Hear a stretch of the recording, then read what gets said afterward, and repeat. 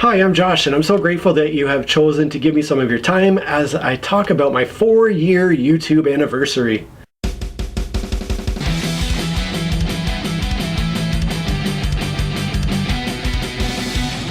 The very first video I ever uploaded to YouTube was on October 13th of 2017, meaning that not too long ago I just passed my 4-year anniversary on YouTube. As of the time you're watching this video, I'll have posted about 185 videos on YouTube, meaning that I've been posting roughly 46 videos per year. Now, the past year and a half has really brought down that average, with everything I've been struggling through since February of last year has meant that my output of videos has been kind of dropping off a little bit. I had previously been trying to do at least one per week, but that hasn't really been happening in recent months. So my general feeling after 4 years on YouTube is one of a little bit of frustration and disappointment. And that's because I was hoping that by this point I would be further ahead in my subscriber count than I am now. As of recording this video, I have not quite 800 subscribers, which for 4 years and 185 videos I feel like is not very good in terms of strictly a numbers perspective. Now, in terms of a quality perspective, the type of people that watch my videos are just the most amazing folks. I just love reading the comments that people leave and interacting with the people that watch my videos, and they're just the nicest people. So, and I mean, when I sit down and think about it, 800 people have subscribed to my content, which that's a lot of people, regardless of whether it's a YouTube success or not. It's a lot of people who have taken the time to invest in what I'm doing, which is pretty darn amazing. However,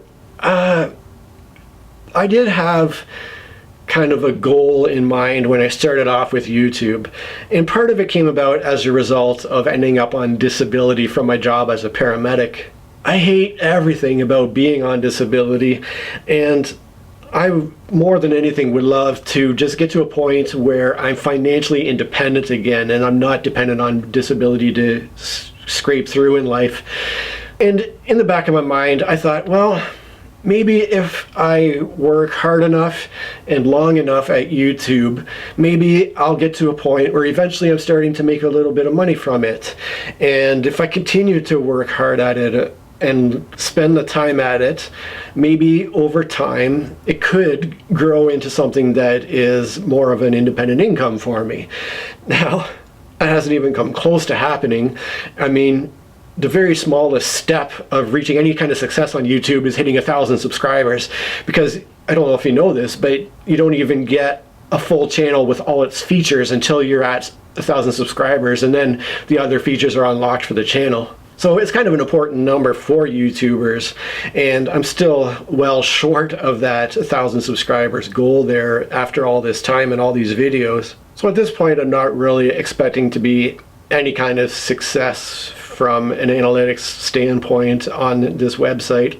And there are definitely reasons for that. I'm pretty well aware that I'm not actively seeking out the things that will bring me the most success.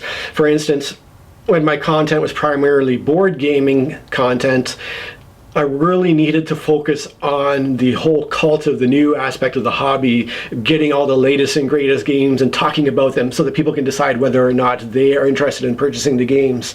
And it's the same with books. If you're not talking about all the latest releases or the ones that are soon to be released, then you're not kind of on the cutting edge of what people are interested in, because as humans, we're naturally kind of attracted to the shiny new and, well, what's coming next, what's next. And so as a content creator, if you want to have a lot of success, you really need to be on that cutting edge of presenting all the newest stuff.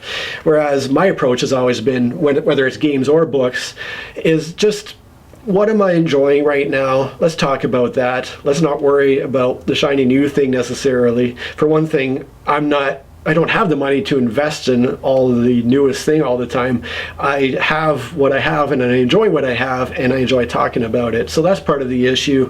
Another thing is the way I talk about things. I think I would have more success if I was just really snappy 10-minute videos. But as you've seen, when I sit down to chat about a book, I mean, I went almost an hour when I was talking about the Lycanius trilogy.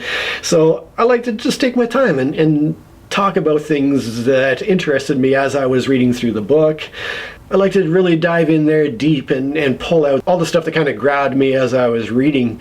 So yeah, I don't have the snappy, flashy content that is going to bring in a lot of viewers and get them to stay.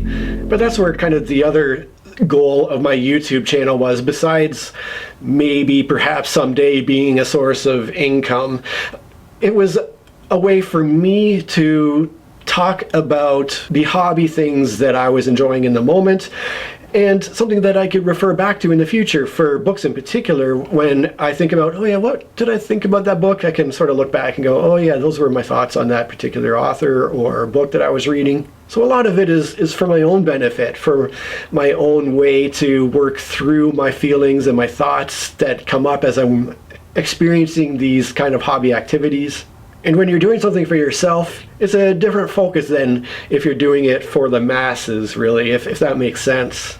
Another way in which I've kind of shot myself in the foot here is not having a strong focus on one particular thing with my channel. For instance, if I had focused strongly on the board gaming hobby, or if I had just become a booktube channel, then I think it would be easier to draw in a regular viewership, as opposed to my approach where I talk about anything that makes me happy, anything that I do that is enjoyable. I like to just put it out there in video format.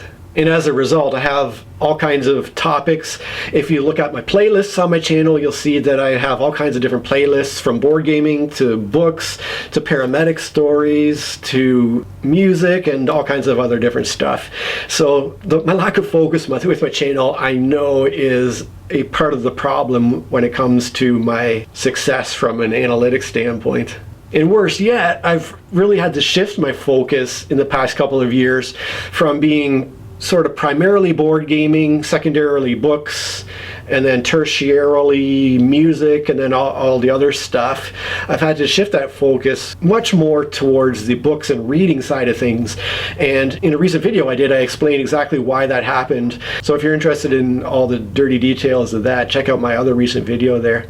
But that's obviously a huge no-no if you want success on YouTube, of shifting your primary focus of your channel. Although I guess from a wider viewpoint, my primary focus is hobby stuff and fun things, which encompasses a whole lot of stuff. But yeah, again, that's just all part of the problem. Before I wrap up this video though, I want to send a quick thank you to my Patreon supporters, especially to my higher tier supporters, Joanna, Paul, Mojo Dam, and Asmod is Perfect. The support of that small handful of very special people is a huge part of why I have continued to keep going with my YouTube channel, even though I felt discouraged by all this time that's gone by. And that's how I want to wrap up, just talking about the reason why I still am continuing to put in all these hours every week. For one reason, there is that aspect of it that I am doing it for myself, but that's not the whole picture, because if I was just doing it for myself, it would be not worth all the effort. The fact that people are out there who enjoy what I'm talking about, who take the time to interact with me and carry on the conversation, that's what really makes it all worthwhile, even if I see no success ever with this channel. The fact that you're here giving your time to spend some time with me, it's making my life better, more interesting, giving me a reason to get out of bed and do something in the midst of a lot of really dark struggles that I'm going through. So the fact that after 4 years on YouTube, I do have almost 800 subscribers who are very special people, who are just really amazing, awesome people, and who brighten my day with every single comment they leave below my videos. So thank you so much. I hope that we can continue to enjoy each other for years to come. Hey, it's Josh. You know why I'm here. Sometimes you just need that friendly reminder to give a little thumb up, to subscribe to the channel, to share the video with somebody who would enjoy it. Thanks so much for watching. Cheers. As of the time you're watching this video, so my general totally spit. Because there really is a difference between giving people what they want versus just